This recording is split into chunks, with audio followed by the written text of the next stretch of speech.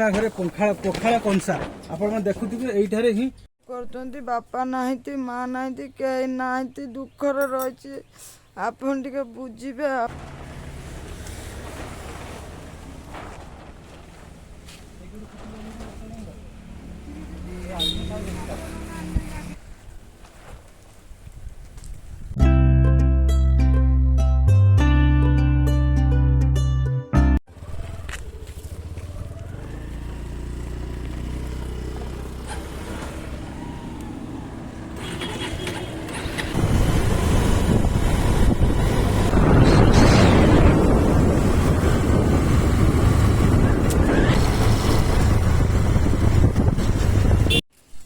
जय जगन्नाथ नमस्कार।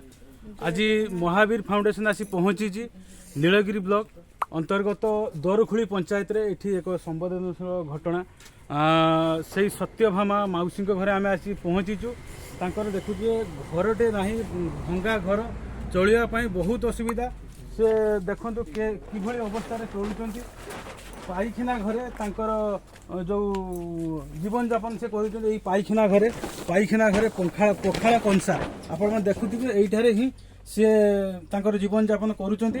आमे आज आसी पहुँचीचु आम संगठन तरफ महावीर फाउंडेशन असहाय सा संगठन तरफ तांको किछि साहाय्य सहयोग करिवा पई सेही सत्यभामा मौसी को पाखकु। मौसी आपण नाटा कोन? सत्यभामा नायक।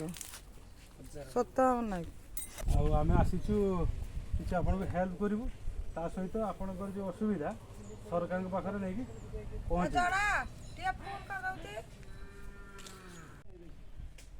आम आपन को किसी परिया पत्र पॉलिथिन आसते लुगापटा आनी कि चलिया किसी साहय नहीं आस सहित आप जो असुविधा होती जनइबू प्रशासन जनइबू आपके घर पाइबे शीघ्र पाइबे।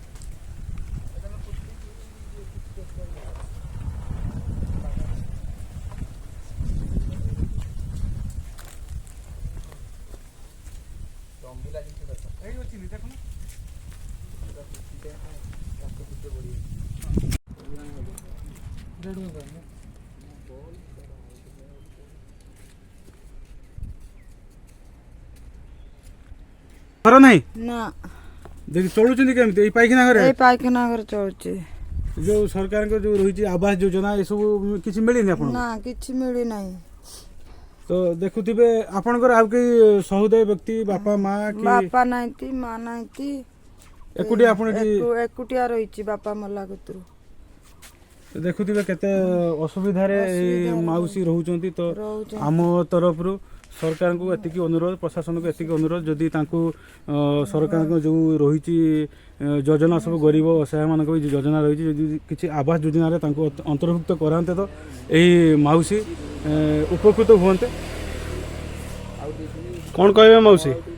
घर दौतु साहाଯ୍य दौतु चलमी केमती सेटा सुविधा करंतु आउ कई तो नाहिती बापा नाई माँ नाई भाई नाई कई चापा नाई स्वामी नाई कई नाई एकुटिया रही बापा मला कतरू समस्ते कई चाहू नाहिती बुझु नाहिती से एकुटिया रही हैरान होचु घर नाई पानी सस्ता नाई किछि नाई रोचु सबुटा असुविधार वो कई साहाय्य करते नाहिती एकुटिया रही कोठी रहउचंदी एबे से पाइखना घर? एई पाइखना घर दिन रहउच रातिर आघर ताघर रहउची अच्छा आपनकर राशन कार्ड आधार कार्ड का सब अछि? हां अच्छा ठीक अछि।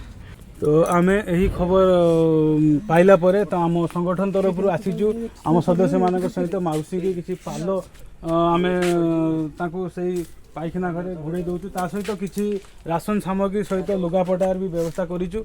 आम सक्षम अनुसार आमे आसी पहुँचीचु यही अंचल को। तो देखुथिबे मौसी यही पाइखना घरे दिन रे से चलती राति बार द्वार सुंडी पिंडा होती आता घरे राति आश्रय नौ जेहेतु एठी वन्य जंतुकर भी भय बहुत रही। तो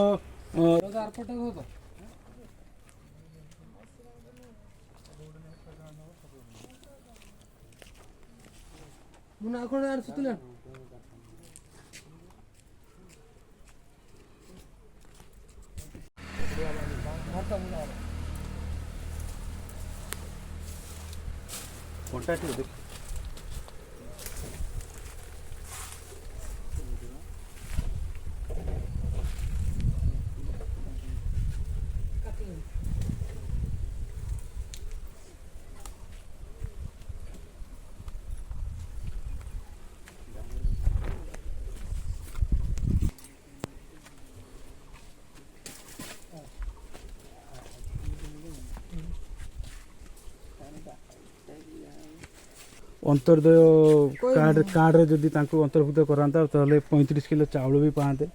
ତ ସରକାରଙ୍କର ବହୁତ ଯୋଜନା ଅଛି ଗରିବ ଅସହାୟମାନଙ୍କ ପାଇଁ। ତ ଆମେ ଏଇସବୁ ଜିନିଷ ମାଉସୀଙ୍କୁ ସାହାଯ୍ୟ ସହଯୋଗରେ ହାତ ବଢ଼େଇଲୁ। ଆମେ ଆପଣଙ୍କୁ କିଛି ପରିବାପତ୍ର ପଲିଥିନ୍ ଆସିଲେ ଲୁଗାପଟା ଆଣିଛୁ, ଆଉ କିଛି ଚଳିବା ପାଇଁ କିଛି ସାହାଯ୍ୟ ନେଇକି ଆସିଛୁ। ତା ସହିତ ଆପଣଙ୍କର ଯେଉଁ ଅସୁବିଧା ହେଇଛି ଆଉ ଯେଉଁ ଜଣେଇବୁ, ପ୍ରଶାସନ ଜଣେଇବୁ, ଆପଣଙ୍କ ଘର ପାଇବେ, ଶୀଘ୍ର ପାଇବେ। ଫାଉଣ୍ଡେସନ ପ୍ରତିଷ୍ଠାତା ବିଦ୍ୟାଧର ବାବୁ।